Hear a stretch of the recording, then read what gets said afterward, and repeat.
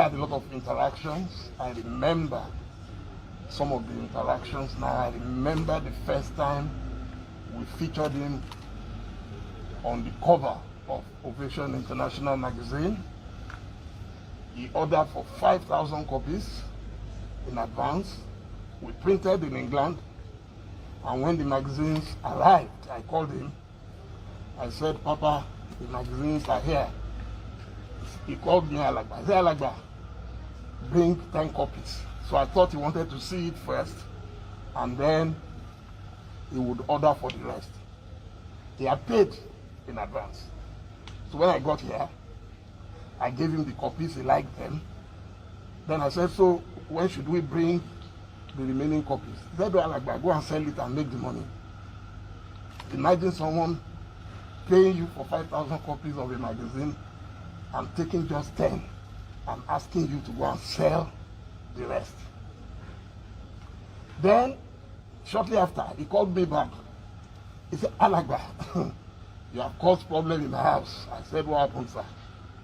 He said, my wife said, how can I be the only one on the cover? He said, but I told her you don't like publicity. He said, Madam said, no, Ovation is different.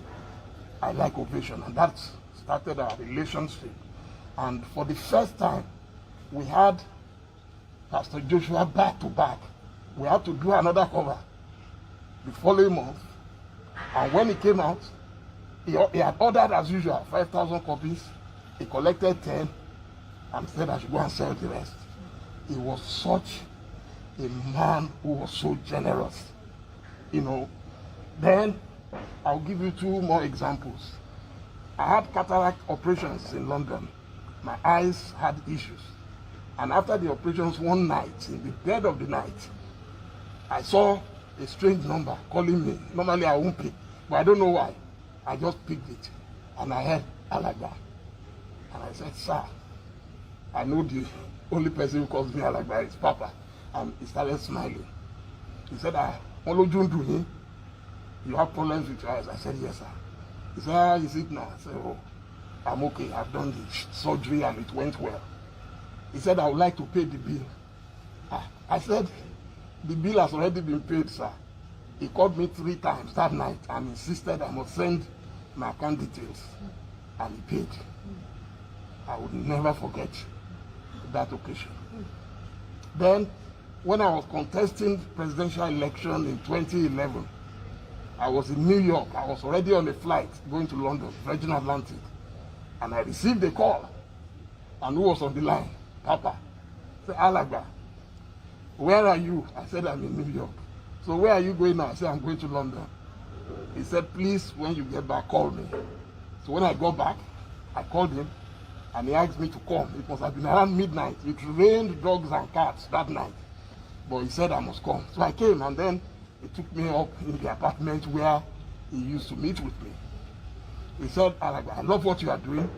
You are not going to win this election, but don't give up, because you are going to be very relevant in Nigeria. I said, thank you, sir. Then I told him, I said I was worried, because some people were making crank calls to me, threatening me, despite the fact that they knew I had no chance of winning. He said, Alagba, stop worrying yourself. You will never die before your appointed time. I took that from him, and from that day, I started living my life normal. And then he was carrying 2 carrier bags. I won't forget. One of them contained the usual church CDs, and the other was filled with money. He said, for me to let you know that I believe in what you are doing and you shouldn't stop doing it, I have money here for you. And twice he called me and he supported my dream. The final example was 2 years ago. I had called him that there is an Israeli friend of mine who heard he was coming to Nazareth for the crusade, and they wanted to see how they could be a part of it. And he said, oh, he's already giving out to some other consultants, but I should ask the lady to call. And thereafter, Papa called me back and said, would you like to come to Nazareth? I said, why not, Papa? It would be a very good opportunity for me to see you, to interact with you, and then witness your crusade. But that was the only crusade I ever witnessed. And I went with him.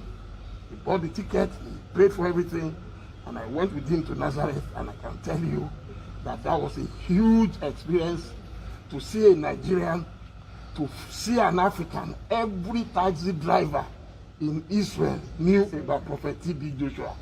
Here was the man that Nigerians nearly ran out of town. I wrote an open letter to him in 2017 when he said he was going to move away from Nigeria. I said, Papa, no, don't try, sir.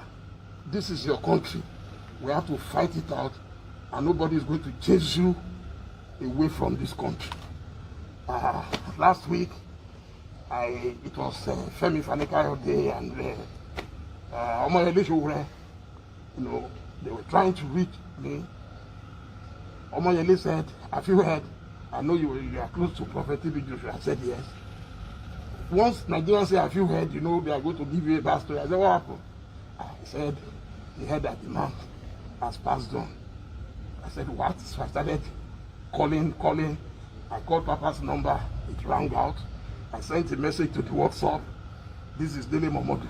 I didn't know I was sending a message to him in heaven, you know. And then later I was able to confirm. And trust me, since then, it's been hell for everybody. But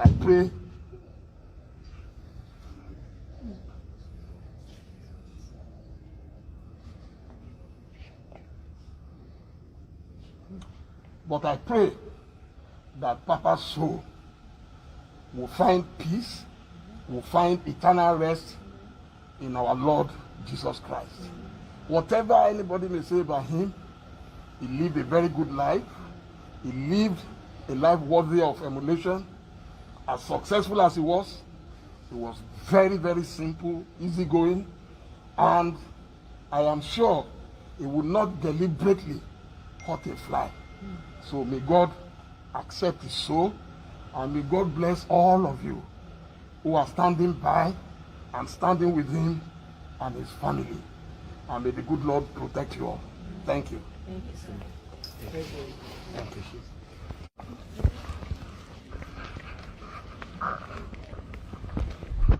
A very good opportunity for me to see you, to interact with you, and then witness your crusade. But that was the only crusade I ever witnessed. And I went with him. He bought the ticket, he paid for everything, and I went with him to Nazareth. And I can tell you that that was a huge experience to see a Nigerian, to see an African. Every taxi driver in Israel knew about Prophet TB Joshua. Here was the man that Nigerians nearly ran out of town. I wrote an open letter to him in 2017 when he said he was going to move away from Nigeria. I said, Papa, no, don't try, sir. This is your country. We have to fight it out, and nobody is going to chase you away from this country. Last week, it was Femi Fanekayo Day, and Omoyele Sowore, you know, they were trying to reach me. Omoyele said, have you heard? I know you are close to Prophet TB Joshua. I said, yes. Once Nigerians say, have you heard, you know, they are going to give you a bad story. I said, what happened? He said, he heard that the man has passed on. I said, what? So I started calling. I called Papa's number. It rang out. I sent a message to the WhatsApp. This is Dele Momodu. I didn't know I was sending a message to him in heaven, you know. And then later I was able to confirm. And trust me, since then, it's been hell for everybody. But